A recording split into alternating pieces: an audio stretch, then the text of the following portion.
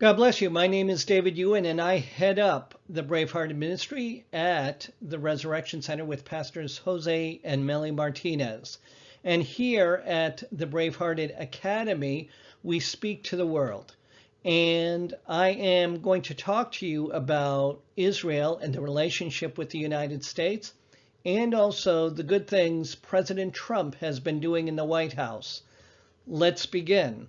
So first of all, Scripture reveals reasons for believers such as myself to pray and support for Israel today. The first one is God will bless those who bless Abraham's descendants and curse those who curse them. And that's in Genesis chapter 12, verse 2.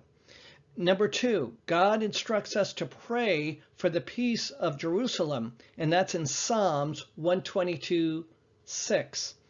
And God's covenant with Israel is everlasting, and that's in Genesis chapter 17, verse 7 and 19. The land, number four, I should say, the land of Israel belongs to God, and that's in Leviticus chapter 25, verse 23, and in Joel chapter 2, verse 18. And number five, God gave his people to the land. I'll say it again. God gave his people the land of Israel as an eternal possession. And that's in several places. You'll see it in Genesis chapter 15. You'll see it in 17, verse 7 through 8. Genesis chapter 48, 4.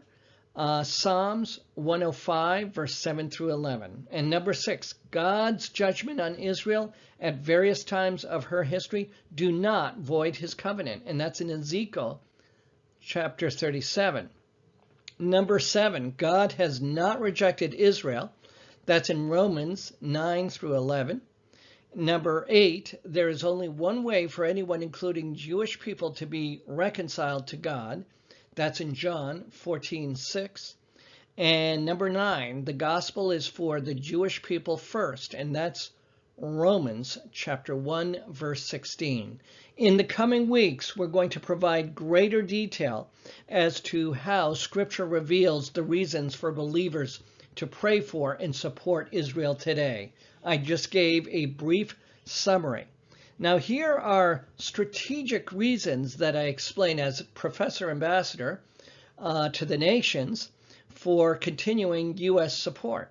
There is a broad bipartisan consensus among policymakers that Israel has advanced U.S. interests in the Middle East and beyond.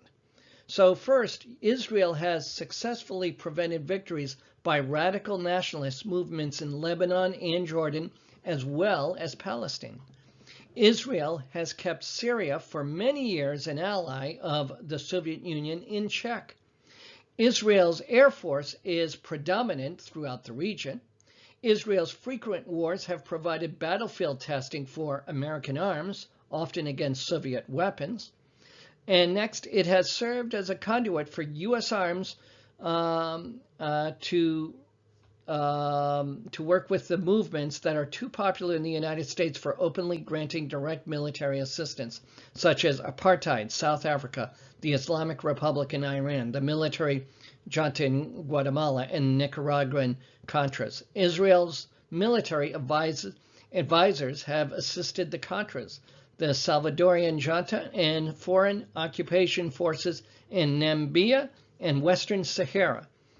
And Israel's intelligence service has assisted the U.S. in intelligence gathering and covert operations.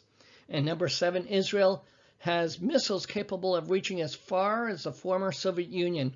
It possesses a nuclear arsenal of hundreds of weapons, and it has cooperated with the U.S. military, industrial complex, and research and development for new jet fighters and anti-missile defense systems. Let's talk a little bit about what Donald Trump has been doing.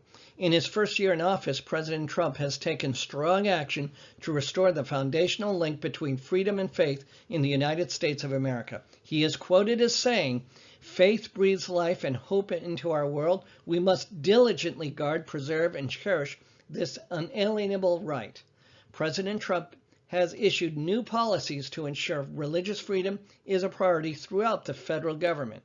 President Trump has stopped the attack on pro-life policies, implementing policies to enshrine sanctity of life as an American value. President Trump has made a consistent effort to reach out to religious groups and partners to bring them back into the policy-making process. For example, on February 2nd, 2017, just 2 weeks into his first term in office, President Trump spoke at the National Prayer Breakfast. On May 4th, 2017, the president signed an executive order to greatly enhance religious freedom and freedom of speech. On June 8th, 2017, President Trump spoke at the Faith and Freedom Coalition's Road to Majority Conference. Number 4, on October 13, 2017, President Trump spoke at the Value Voter Summit.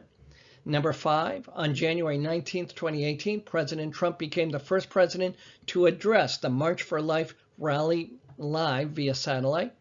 And number 6, in January 2018, the Trump administration took a stand for international religious freedom by placing Pakistan on a special watch list for severe violations of religious freedoms and designated 10 others as countries of particular concern. What we'll be talking about in the coming weeks is what I've just spoke about and more. I just gave a brief outline, a brief summary that I just read that talks about what Israel means to the United States and also, and for that matter, also the world. We'll also be talking about the respect that we should have for the office of the presidency, and that's in Romans chapter 13, verse 1 through 3. And we'll have a better understanding of what Donald Trump has done for Christians and religious freedoms throughout the United States and also the effect that it has on the world. We'll talk more. My name is David Ewan, and this is the Resurrection Center.